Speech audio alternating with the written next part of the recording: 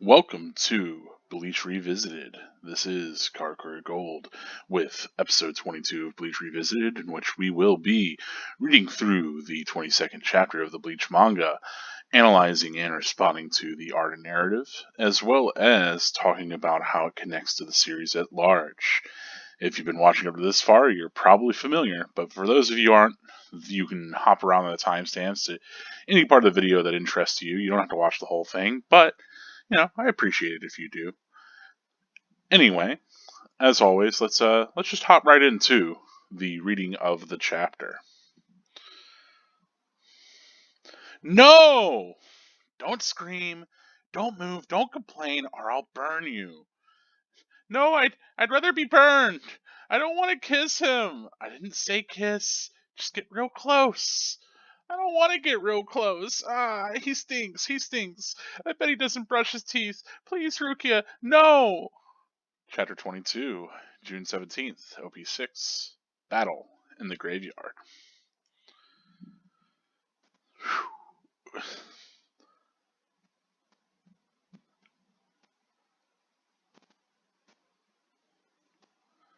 Oh, Father, Mother, please forgive me.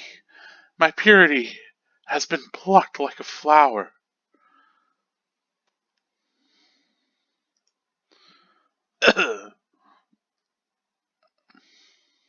Ah! Ah! This mouth. Stop yelling. It's not polite. Come on. You've got to move Ichigo's sisters. Please, stay out of it. This is personal. I'll take care of your sisters, Ichigo. Don't die. Bleach. Chapter 22, June 17th. OP6, Battle in the Graveyard.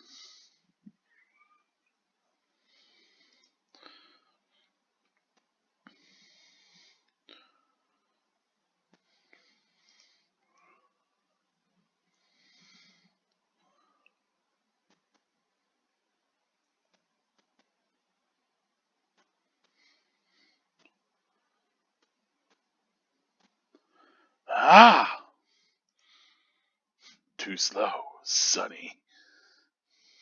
Huh?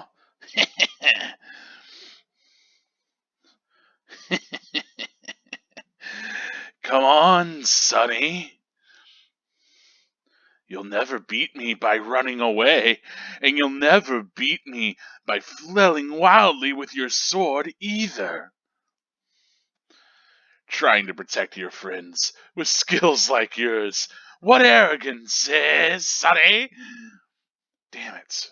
He's awful fast for a fat tub of goo. I can't close the gap with him. I could barely evade his attacks. Soon I'll be exhausted and he'll finish me. No, I won't admit defeat. He killed my mother. Yuzu has suffered because of him. Karin suffered too. I swore to protect them. And by the gods, I'm gonna do it. I'm gonna kill this guy dead. Ah! Hey, Sonny, anyone ever tell you you're a little bit reckless? Never throw yourself blindly at your foe. Huh? Stay focused. You've got no discipline.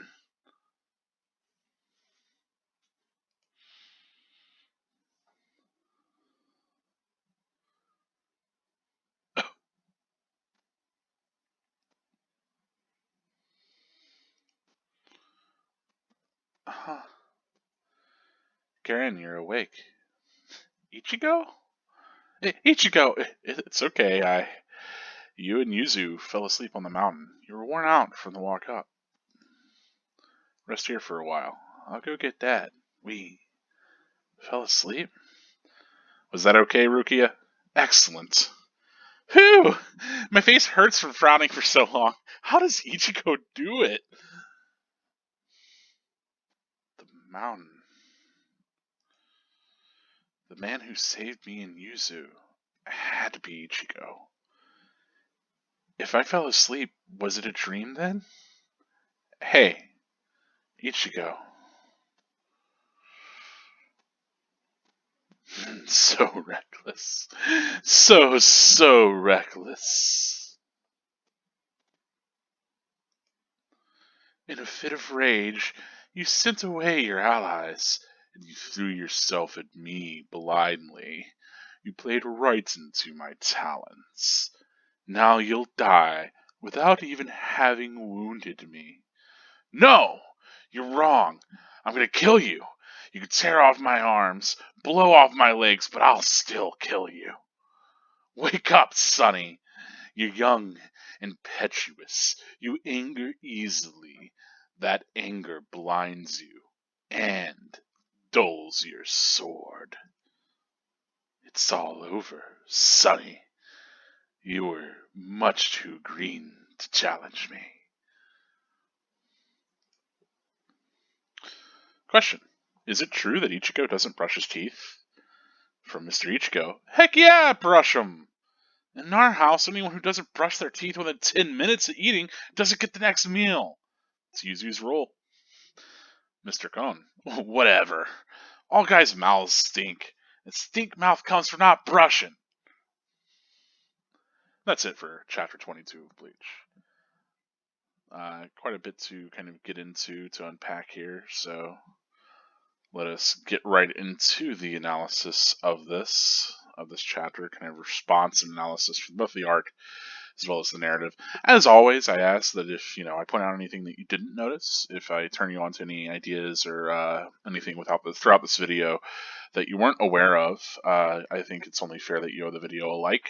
If you don't see anything that, if everything I'm just telling you is something that you already thought of, then feel free to move on.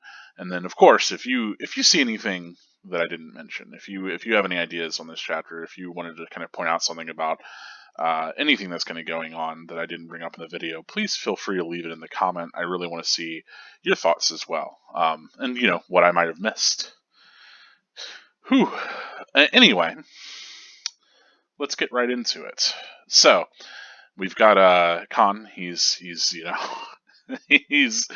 again, like I said before in the previous video, I think Khan allows Kubo to kind of, at least in the earlier Bleach stuff, really interject a lot of levity, and I think throughout Bleach this is going to be consistent, that there will always be kind of a character that helps, at least somewhere somehow, that helps kind of meter out the pacing. And so we get to return to kind of where we left off in the end of the last chapter, but still progressing, because we're, as I was speculating before, they're probably using Khan to get into Ichigo's body, right?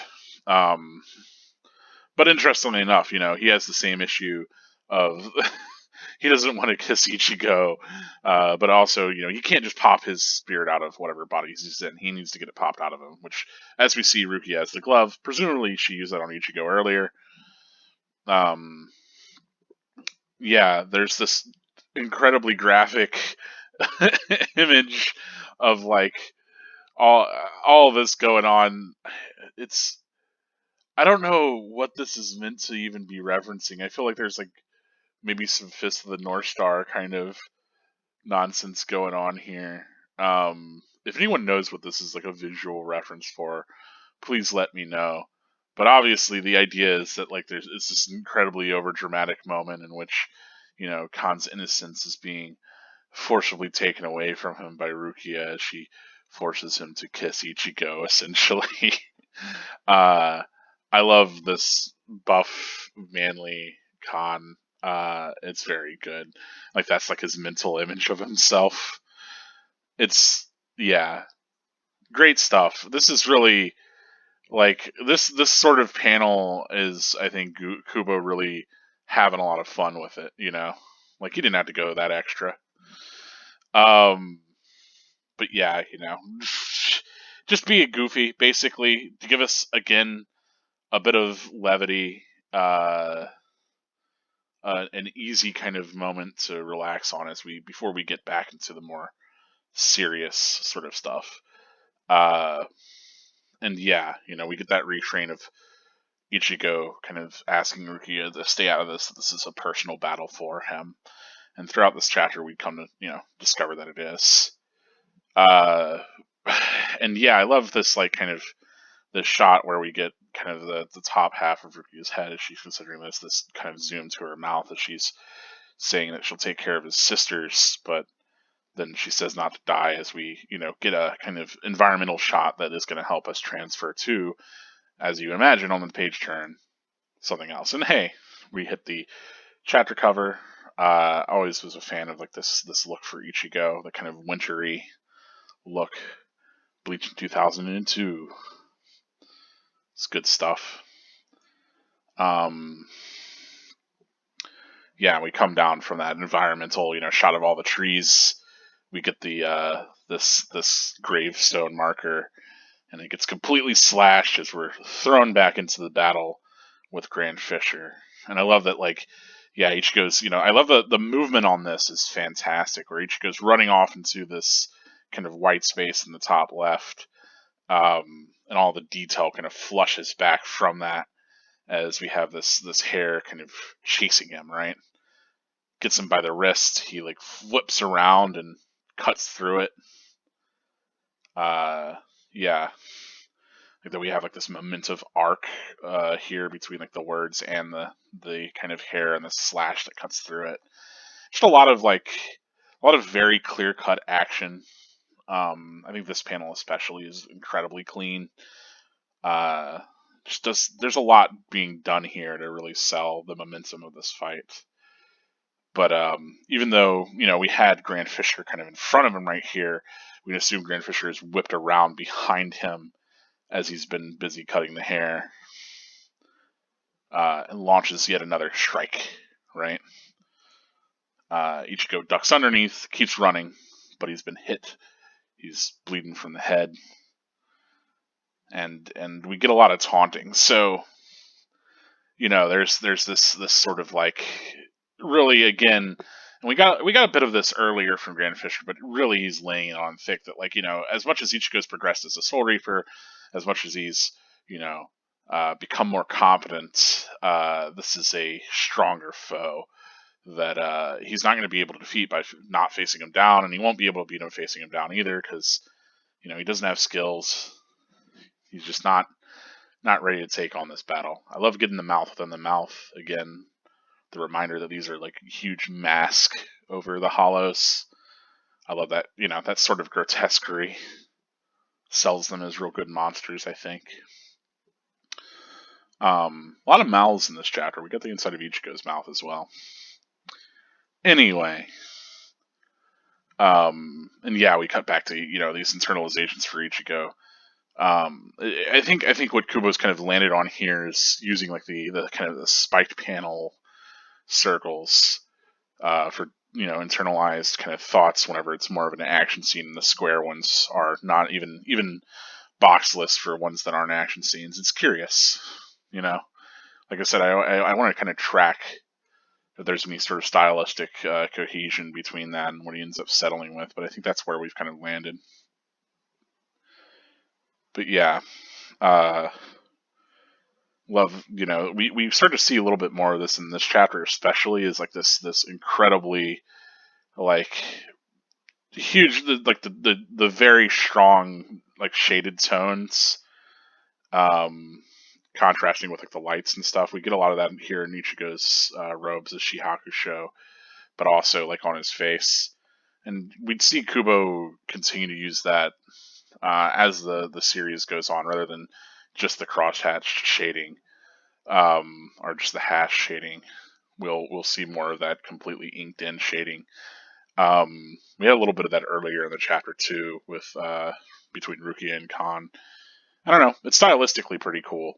It reminds me, of course, obviously the champion of that style being Mike Mignola, guy that does Hellboy, right?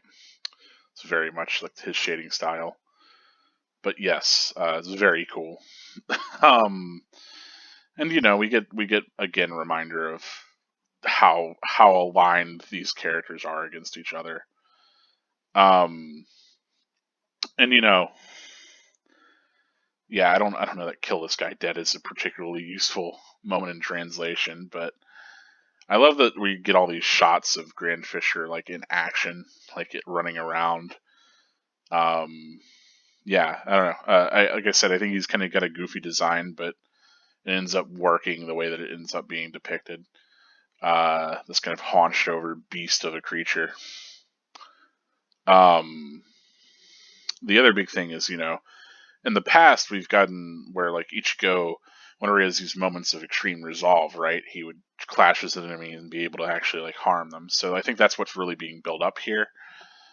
Like this extreme moment of like resolve, and then he's going to attack and defeat Grand Fisher, but instead we get Grand Fisher coming in with this kind of breaking through that, like showing that he's Ichigo's really being reckless, and that Grand Fisher is capable of taking advantage of that. And we get an attack that I think is pretty memorable as he comes down with his like little crazy gerbil looking foot. I don't even know, like a bird talon or something. Smacks it against Ichigo's sword. It may be drawn a little inconsistently here because it looks like it's supposed to have like this back leg, and I guess that's across the bottom there, but it should come across the bottom here. I don't know. Anyway, easy to not think about is Ichigo again, as we've seen earlier. I like that there's like this setup of Ichigo going to block with the blade of his sword like this, right? Yeah, we get the bottom digit there. See, here it's more set like a thumb, sort of like a weird offset thumb, than it is set like the bottom of like a set of talons, or something. I don't know. Anyway, what's important here, I like that also we get Ichigo kind of floating. Yeah, this kind of you insist on Ichigo staying focused and kind of demeaning him as the fingers all split open and these nails sunk right into him. And I love that. That's like such a great like just moment in attack. Yeah, it's definitely like terrifying. I mean, it's pretty visceral. Ichigo gets got right in the chest. I mean, this panel is fantastic. But the other great thing is, yeah, like it continues to just build on Grand Fisher having all these different ways to manipulate his body, right? He starts to do this thing where he's like sucking, like absorbing Ichigo, kind of.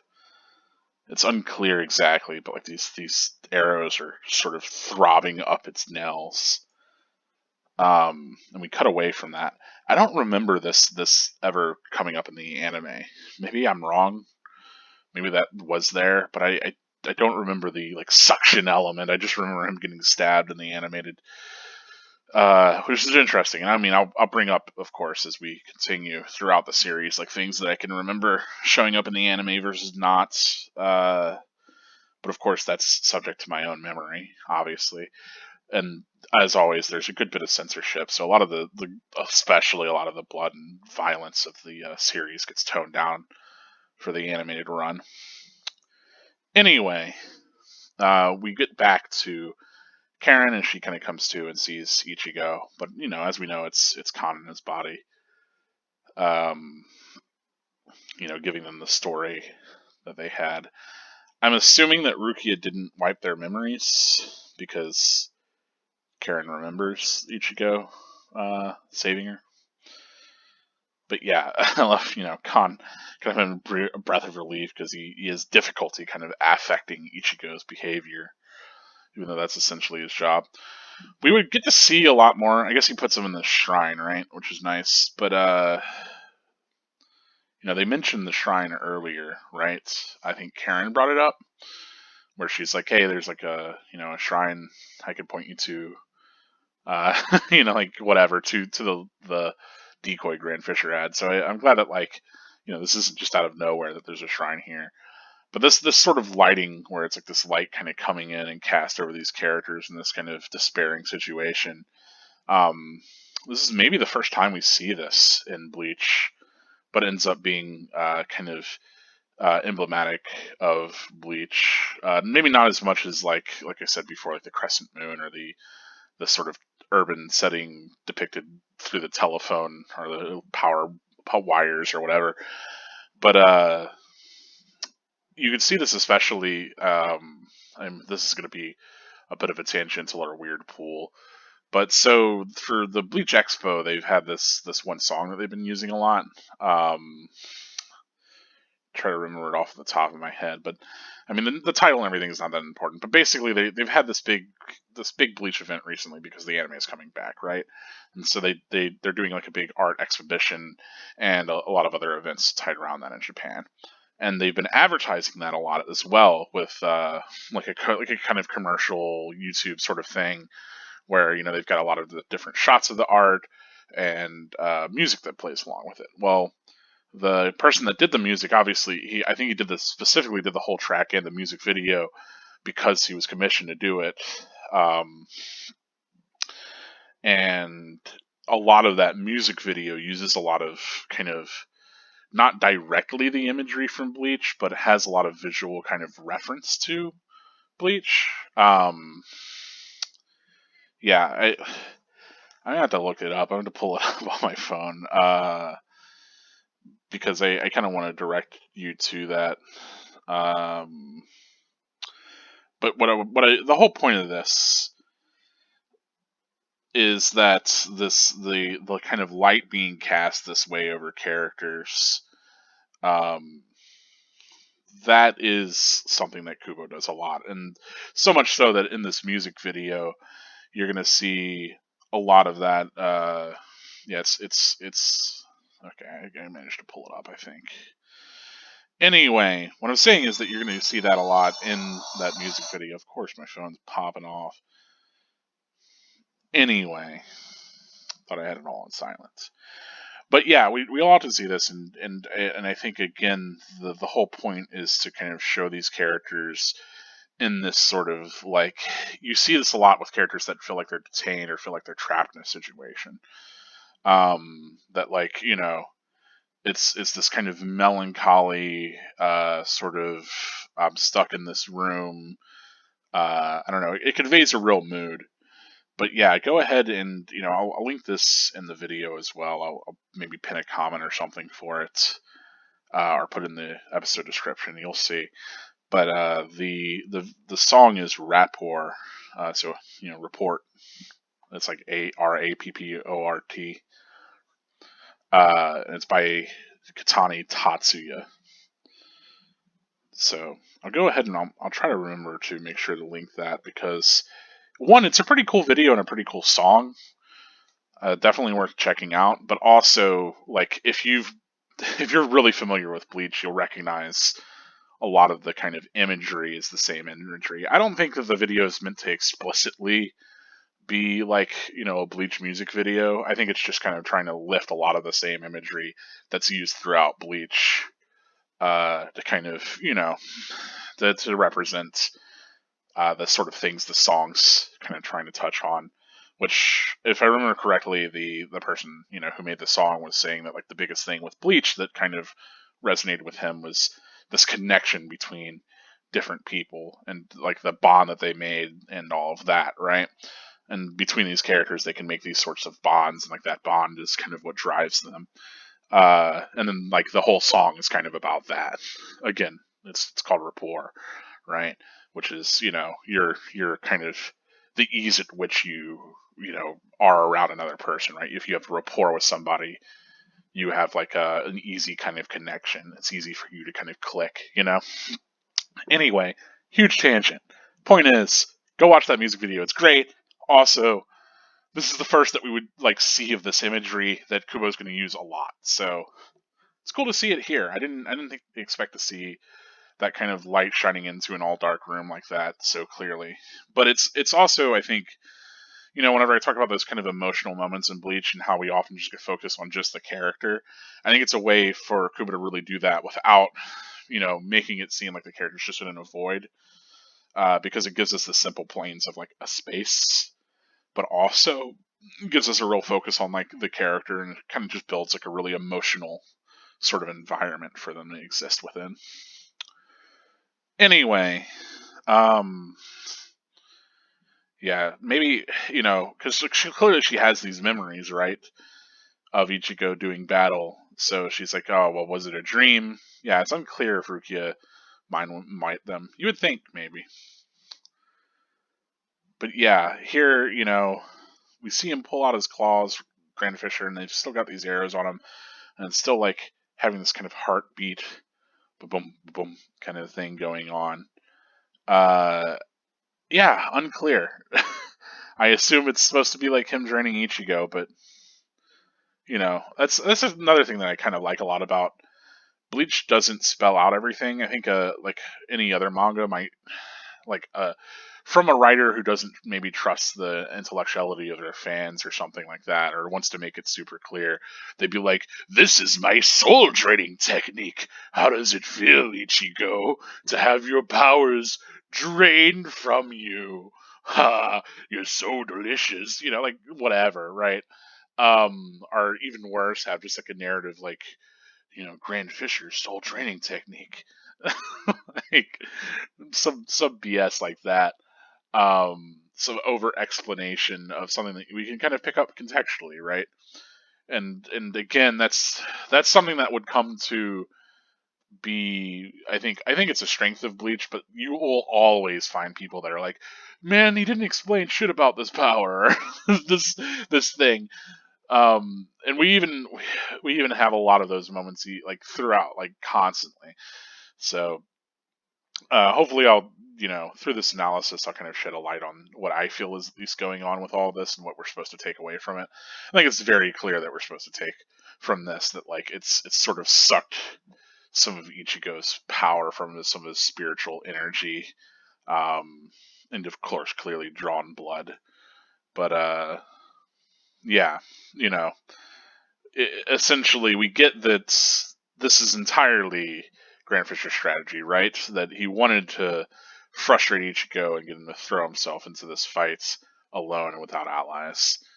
I like that there's this mention of like, you'll die without even having wounded me, which kind of really, even though Ichigo's been hacking away at this fiend, right, at Grand Fisher, we get the sense that it can just regenerate, that those are also superficial sort of wounds. And yet again, we get more of Ichigo's resolve that, like, no matter how much he gets maimed, he's going to keep at it. And yeah, like, as much as we got how that resolve could strengthen Ichigo in previous fights, especially against Acid Wire, we get how his anger might blind him or dull his blade, right? So very much like I think, as much as this can be taken metaphorically, I think it's literal too. We've seen it played out where his state of mind can affect his spiritual power. And so I think that's certainly the case. This idea that the spiritual self is more of a, its capabilities are more of a reflection of where you are mentally and emotionally and all of that too. And of course, finally, the culmination of everything that Grand Fisher's been saying, right? That he's really manipulating Ichigo in all of these ways in order to kind of frustrate him and bother him, and then finally he creates the image of his mother, right, of Masaki, in order to kind of put the final nail in the coffin, right? To truly frustrate Ichigo into not being able to win this challenge, to defeat Grand Fisher. And of course, Ichigo has this huge moment of being startled upon seeing the visage of his mother after all these years, since he was 9. So, 6 years since her death?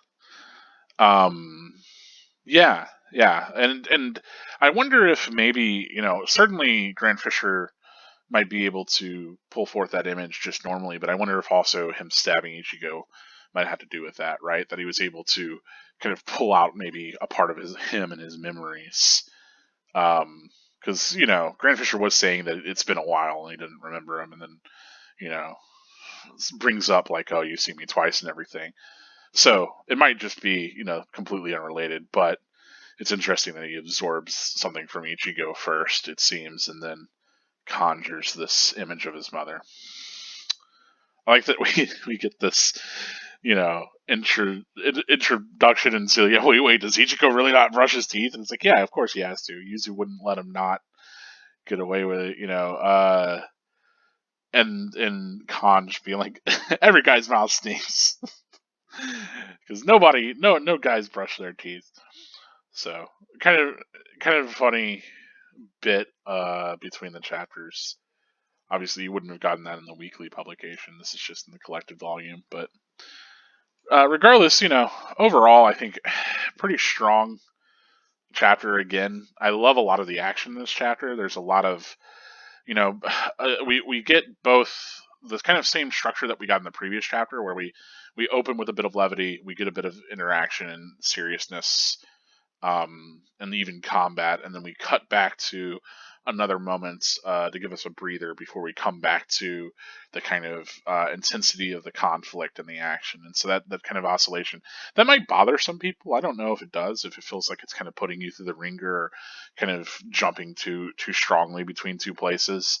I think within this sort of a space, it for me at least, effectively builds tension, and then also keeps it from being like too one note, which is a problem, with some manga.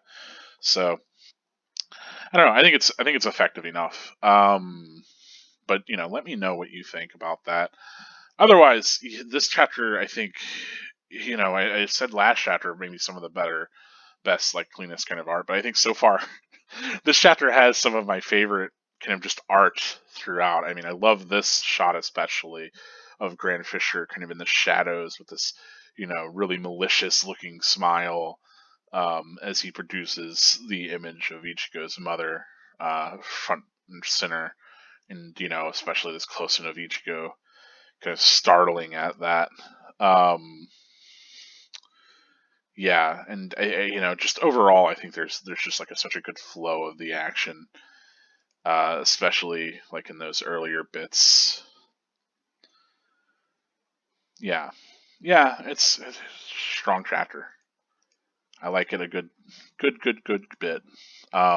Also, just a lot of these like half page or 3/4 page kind of shots that really sell these huge moments in the fight, I think are effective at really kind of building the highlights of what's happening. Yeah, it's good. I don't know that I have any real complaints here. It all reads for me, you know. Um, yeah, I do kind of love this beginning bit with Khan. I love the pointed out little soul pellet as it spits out of Khan's mouth and each goes down his throat, and then blink, he wakes up and kind of screams. That's good. I love this is a fantastic spread here, which I am absolutely in love with. So just a lot of great moments, both comedically and in the violence as well. Good action, good comedy mix, which I think where Bleach is like kind of firing on all cylinders, at least early on. I think the series would maybe become to be known as a little bit more dire as it goes on, but I think it's also easy to overlook those comedic moments too, because they're certainly within the series, even if they're not 100% the focus. And again, I think it's all to serve that sort of that sensation that that kind of breaks up the action, that kind of makes the action breathe a little bit better and feel less one note. Anyway, that's it for my analysis of the chapter, for my response. Yeah, I don't know that I have anything else to say. So, without further ado, let us get into spoiling things. If you're not here for spoilers, yeah, go somewhere else. Go to the end of the video, mute the video, and do something else while it plays. So YouTube analytics tell me that you watched the whole thing.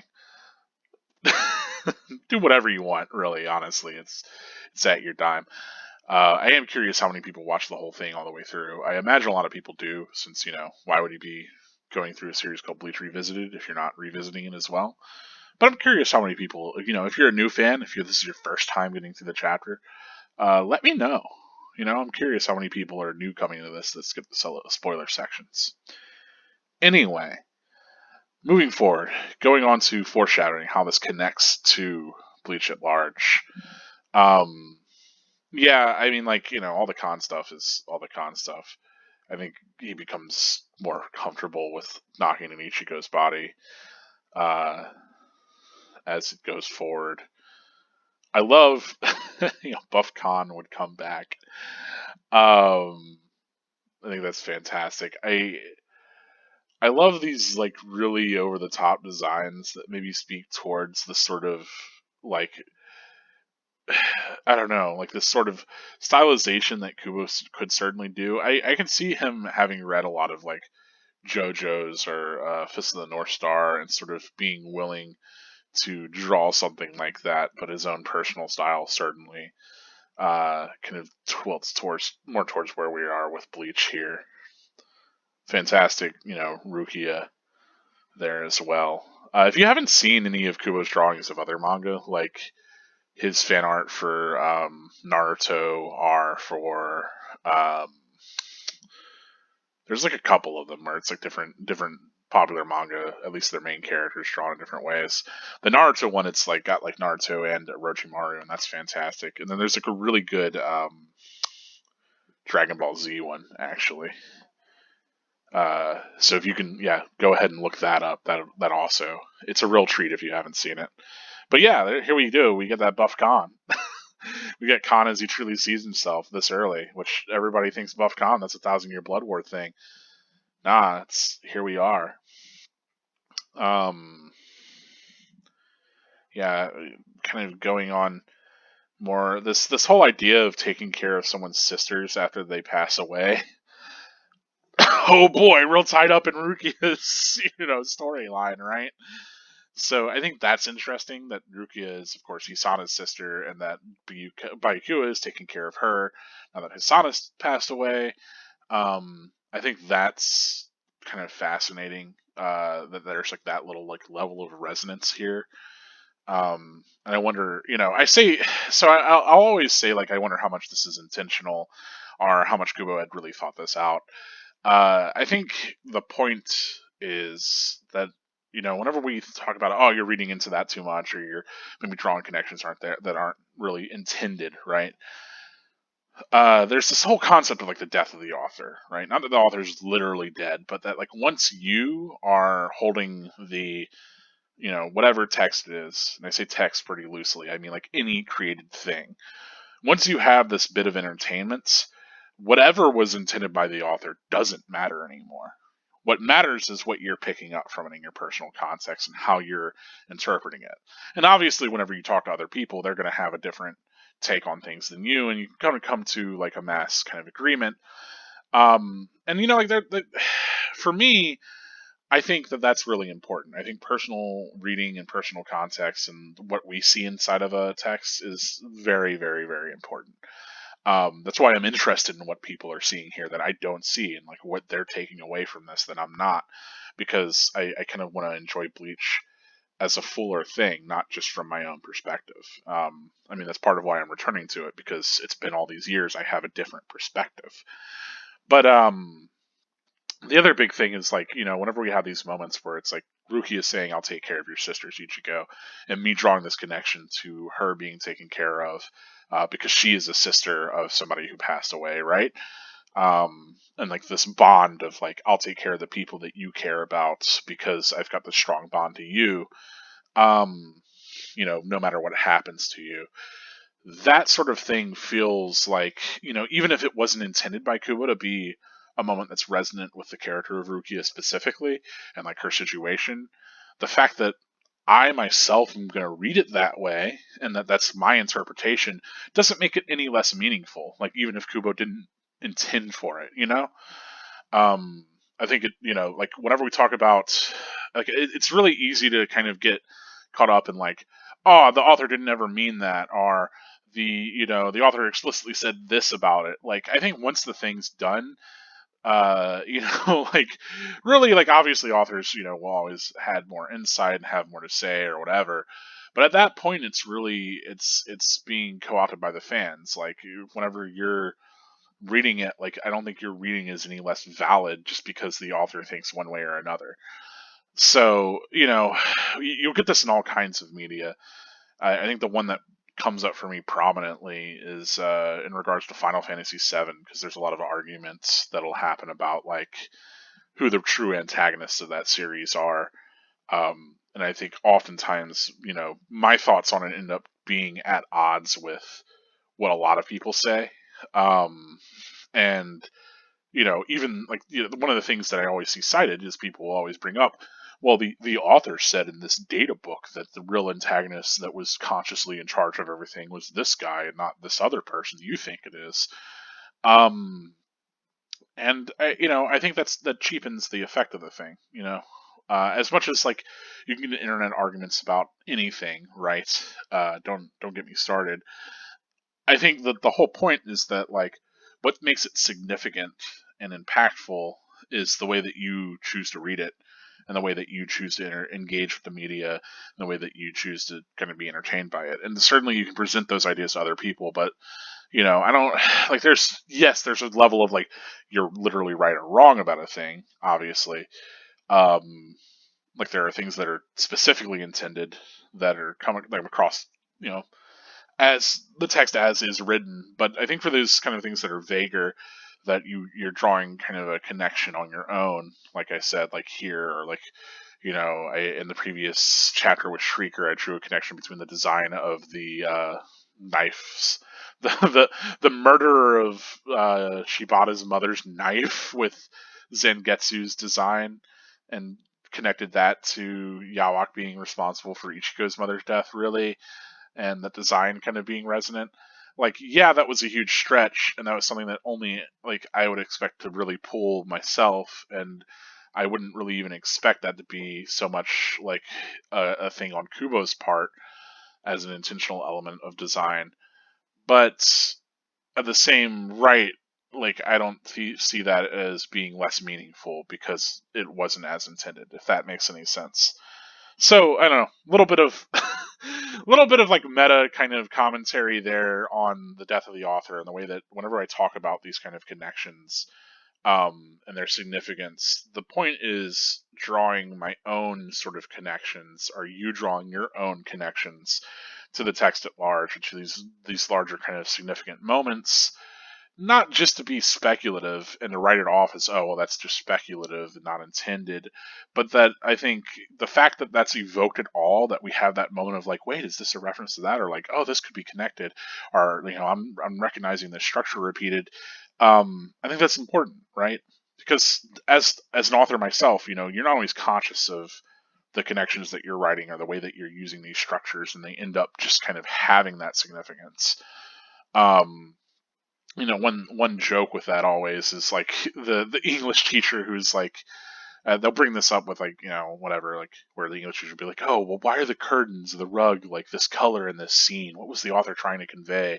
The joke being like the author was like, I just made them blue because like, it doesn't have any significance.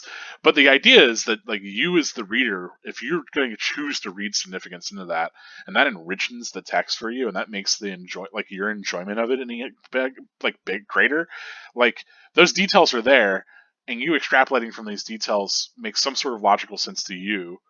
And so it doesn't matter what the fuck the author has to say. What matters is that like you're deriving this significance from it, and maybe it's building your enjoyment of the thing. So I don't know. There's a lot there, and there's a lot I could say about it. Obviously, like I care maybe way more than a lot of you do about narrative and the way that people handle text whenever they're in front of them, and the way that we engage with media. I'm pretty deeply into all of that. But yes, to kind of pull it all back, as far as this goes itself, the way that I interpret this is that, yeah, clearly there's this connection between Rukia and Ichigo, and her, willing to kind of have that sort of same bond that she had with Ichigo as that Byakuya had with her sister. Even if it's not love, it's like this sense of duty because of the connection that they have. Whenever she says, "I'll take care of your sisters," obviously she means, within the moment, but I think it's also meant to be implied, like, she'll take care of his sisters if he does die, right? That she'll look over them to some extent. Anyway, cool, Ichigo, get up. um, it's, is what it is. This kind of defilement of the graves as they fight through this graveyard. It's a great setting for a big fight too, obviously. Trying to just think of if there's any other really big connections that I want to pull here. Uh, Obviously, this idea that you can't run away, that you have to come and like face like these threats, is something that Ichigo would certainly hold true is throughout the series. That I don't think he ever has like moments where he wants to really run away from anything ever again. Yeah, we get a lot of this, by the way, that like, and this is what we'll get a lot more in Soul Society too. It's other characters that have been, at this forever, that are like incredibly skilled, or not even that skilled, but like incredibly trained, and have like this history, that go up against Ichigo, and they always deride him for being, like really green, really really kind of new to all of this, like not really having mastery over his thing, not having these skills, that he's arrogant, that he's like young and brash. Um, and I think, to an extent, I think like that probably fits into the larger themes of like these kind of structures, right?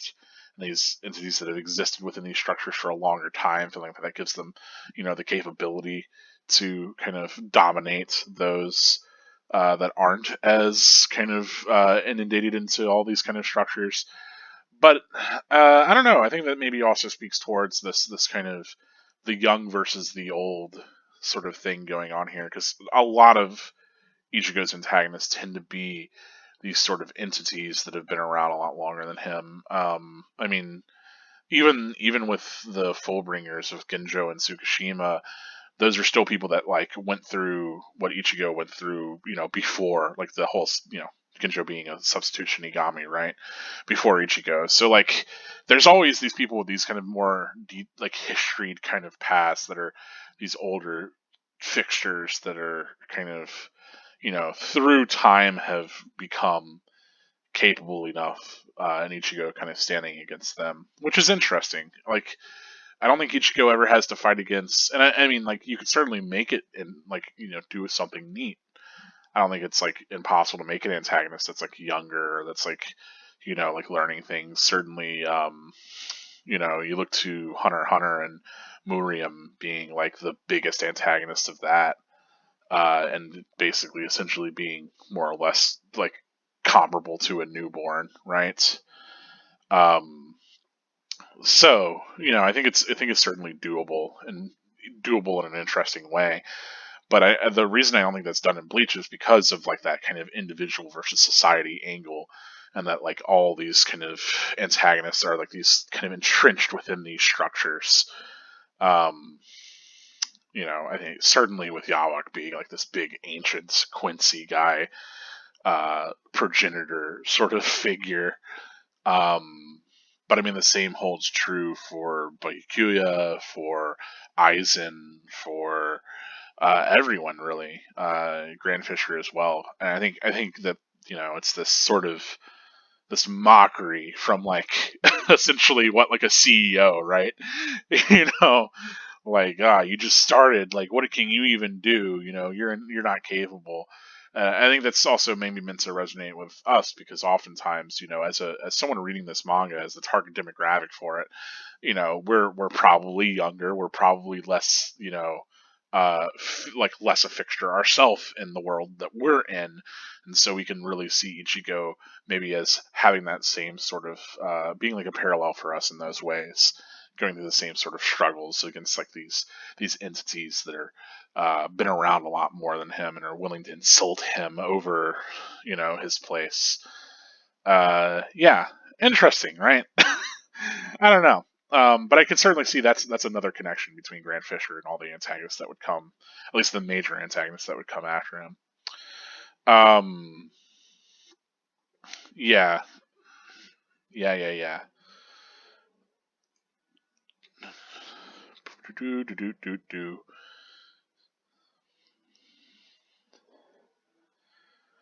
You know, a lot gets made out of like a lot gets made out of Ichigo kind of resolving to kill Genjo, right? Um, or Tsukishima even. You know, like in that like arc that he gets put to that edge, whereas maybe he wasn't fully committed to killing other characters. But here we go, like Ichigo is going to kill this dude, and I don't even know if you know like he really wants to kill Grand Fisher, not like I'm going to absolve his soul of sin. You know, I don't know. Maybe it's less hyper literal because it is a hollow and he's not murdering it, but still, eh. Um, yeah. First time we'd really see Ichigo penetrated, as far as I remember. But yeah, I don't know, kind of interesting. I'm trying to see if trying to think if there's any sort of like bigger kind of parallels to draw there. Um, Obviously, whenever I'm talking about that lighting stuff, we're gonna get a lot of that with Rukia in captivity and or Hime especially. Oh my god, so we get so many shots or Hime and Lost Noches with like the light like that, as far as I remember. So you know, keep that in mind. 100+ chapters from now. um, yeah, yeah. But I think that's also the other big thing too is so you know this notion of because he brings out Ichigo's mother, right? He brings out Masaki as like this ultimate illusion that like you know like he's got all this sort of Grand Fisher's got all this grandstanding about like, oh, you're too young and reckless and brash, and you're not polished enough, and your skills aren't there. There's no way you'll be able to defeat me, and that sort of like braggart mentality from this villain that thinks that they've won. That certainly gets repeated with Aizen for sure. That like I'm so much greater than you. There's no way you can beat me, sort of moment. And I think like maybe to a lesser extent, Byakuya. Um, I'm trying to remember for later antagonists as well. I don't know. Grimjow just wanted to beat the shit out of it. He just wanted a good fight. I don't know, like, I'm trying to think of where it comes up otherwise. But I think especially connecting to Aizen, this idea of like, oh, I'm going to use this, this one great like this illusion, right? That's going to be the one that do you in, and then Ichigo being like that having no effect on him, and him being able to defeat him despite that. Certainly, I think speaks towards like this the same this is the same parallel, right? At least not just in like, oh, I can take down the person that's playing up and really insulting me, but the idea of like I'm going to use this technique that can defeat that's defeated people before, and there's no way that you'll be able to stop this, and he's able to kind of perceive through it or stop it, because it's certainly like that was the deal with Aizen, right? That Ichigo hadn't been put under his hypnosis and knew the trick to getting through it by grabbing Aizen's sword.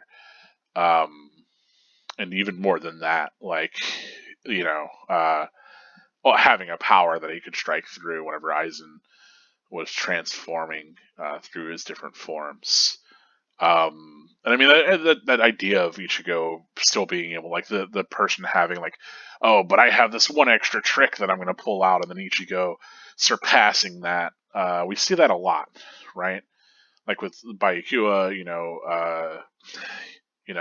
this the Bankai, then does Senban Sakura Keiyoshi, and then Ichigo has this hollow, or well, I say is hollow, but really true Zangetsu kind of take charge and completely throw off Byakuya and overwhelm him.